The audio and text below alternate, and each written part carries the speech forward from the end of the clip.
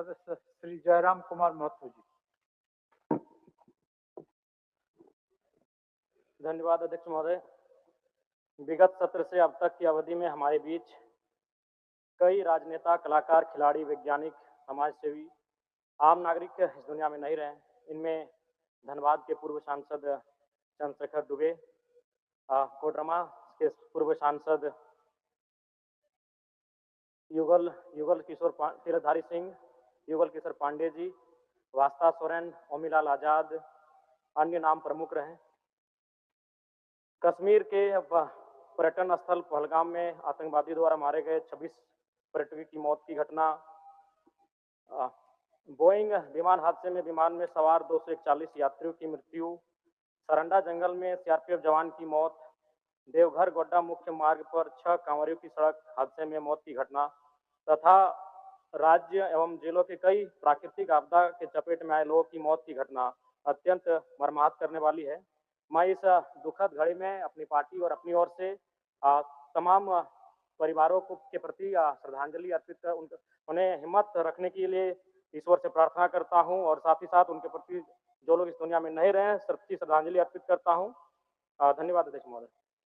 भारत देश, झारखंड प्रदेश किसानों का देश है, तो निसंदेह मैंने कल सर्वदलीय बैठक में सुझाया भी था कि अगर समय मिले तो माननीय अध्यक्ष महोदय अपने विशेषाधिकार का प्रयोग करते हुए 2 घंटा कम से कम एड ऑन कीजिए समय में और कृषि पे चर्चा कीजिए, किसानों की स्थिति पे चर्चा की जाए। इस बार अतिवृष्टि जी, अगर आप धान की दृष्टि से देखें तो धान इस बार ठीक ठाक होगा, चूँकि धान के लिए इस बार हमें लगता है कि तमाम जो इससे पहले बाद खेत जिसे कहते हैं हम लोग वो परती रहता था, लेकिन इस बार जिस प्रकार बारिश हुई है इस बार बहियार, कनारी या हेर के अलावा बाद में भी धान अच्छा होगा। लेकिन उसके बाद एक प्रभाव ये भी पड़ा है कि आपका मक्का तथा इत्यादि जो बाकी फसल होते हैं उनका नुकसान हुआ है। तो इस पर मैंने कल भी सुझाव दिया था माननीय अध्यक्ष महोदय थे, मुख्यमंत्री महोदय को, कि 2 घंटा कम से कम मानसून सत्र को कृषि सत्र का नाम दिया जाए और 2 घंटा किसानों पे विशेष चर्चा की जाए।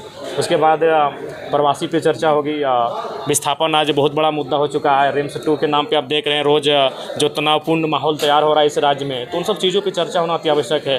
धनबाद में आप देख सकते हैं कि कोयला खनन में किस प्रकार से अवैध ओबी डंप का मामला प्रकाश में आता है, अवैध खनन का मामला प्रकाश में आता है। तो इन चीज़ें पर बहस बहुत आवश्यक है और मैं अपने हिसाब से अपना जो मुझे समय अलॉटमेंट किया जाएगा उसके हिसाब से मैं इन विषय पर चर्चा करूँगा। रिम्स 2 को लेकर क्या रिम्स 2 बनना चाहिए? देखिए रिम्स 2 निसंदेह बनना चाहिए, लेकिन ज़मीन जो विवादित हो रही है उस ज़मीन पर चर्चा होनी चाहिए, क्योंकि भूमि अधिग्रहण अधिनियम 2013 स्पष्ट कहती है कि आप जिस ज़मीन का किसी योजना परियोजना के लिए अधिग्रहण करते हैं उसमें 70 से 80% रैयतों की रजामंदी होनी आवश्यक है।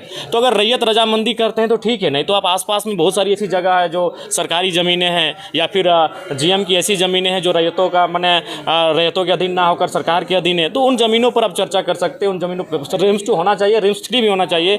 आज सबसे ज़्यादा अगर बुरा स्थिति राज्य में किसी चीज़ का है तो स्वास्थ्य का है। चूँकि हम लोग माननीय विधायक है तो हम लोग प्रतिदिन इन चीज़ों से गुजरते हैं। लोग हमारे पास आते हैं, विधायक जी मदद करिए, विधायक जी डॉक्टर को फ़ोन कर दीजिए, विधायक जी कुछ फी माफ़ करवा दीजिए। ये प्रत्येक दिन कम से कम औसतन 5 से 10 समस्याएं आती हैं स्वास्थ्य संबंधी। तो निसंदेह रिम्स 2 रिम्स 3 तक होना चाहिए, लेकिन विवाद नहीं होना चाहिए। जयराम जी, झुकाव किधर रहेगा सदन के भीतर आपका?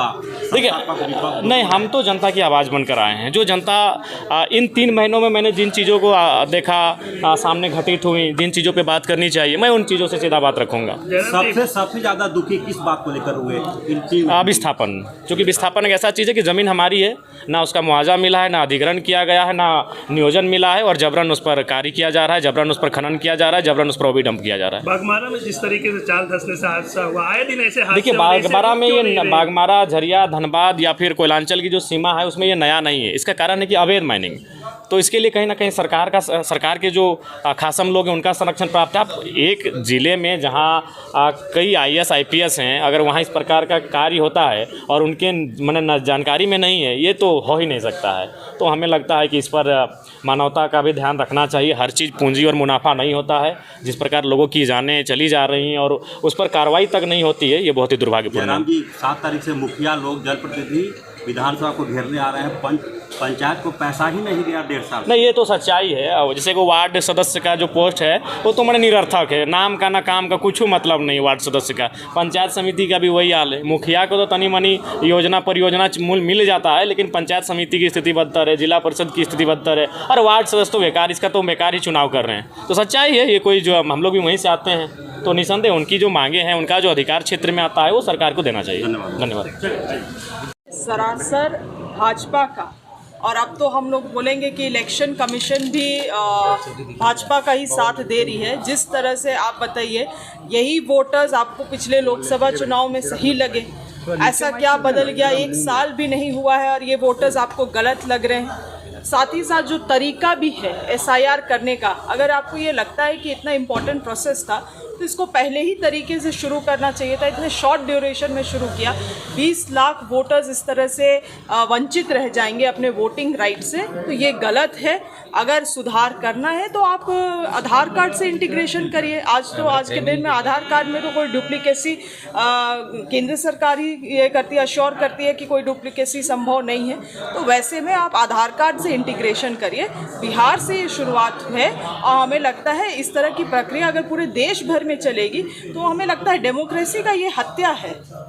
मैडम, लगातार बारिश क्या भूमिका रहेगी SIR? देखिए, हम लोग संसद से लेके अब झारखंड के विधानसभा में भी ये गूंजेगा कि SIR को तरीके से किया जाए, सुधारा जाए। प्रक्रियाओं में बहुत सारी गलतियां हैं, उनको सुधारा जाए। और ख़ास करके बिहार चुनाव जो होने वाला है उसमें ये SIR की प्रक्रिया को अभी तुरंत में लागू करना उचित नहीं है। बीजेपी घेरने की तैयारी में आप लोगों को सदन में कई मुद्दे हैं, लॉ एंड ऑर्डर से लेके बाकी तमाम 2019 से लॉ एंड ऑर्डर बोलते रह गए।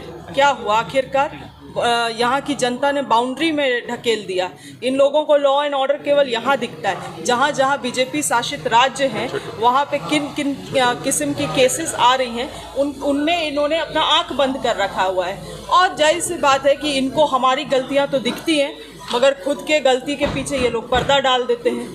मैडम, 6 को विशेष चर्चा हुई, जिस तरीके से बारिश हुई है, किसानों को राहत देने की बात कही जाए। बिल्कुल, देखिए, झारखंड में इतना अधिक वर्षा होने के कारण केवल किसान ही नहीं, आम जनता भी इससे प्रभावित हुए हैं।